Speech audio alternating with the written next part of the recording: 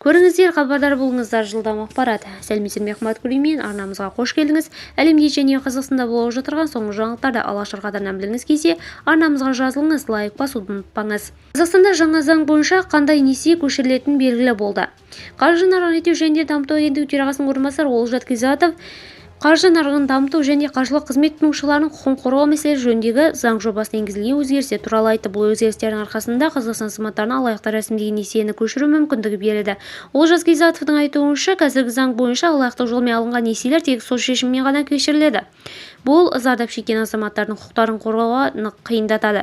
Жаңа заң жобасы аясында сотқа дейінгі кешіру үшін жаңа негіздер ұсынылып отыр. Атап айтқанда, банктен немесе микроқаржы ұйымынан алғашқы несие алу кезінде тұтынушының жеке өзі баруы міндетті болады. Сондай-ақ 24 сағаттық суыту мерзімі енгізіледі. Бұл уақытта қарыз алушы алған несиеден бас тарта алады. Сондай-ақ кейбір азаматтар санаты үшін қосымша талаптар қойылады, яғни несие алу үшін қосымша келісім қажет болады.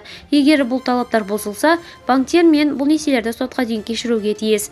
Бұған қоса, егер банк немесе биометриялық сәйкестендіру тәртібін бұзса, антифрод орталықтың талаптарын сақтамаса, клиенттің жеке деректерін заңсыз пайдаланса, онда сот арқылы кешіру негіздері де кеңейтіледі.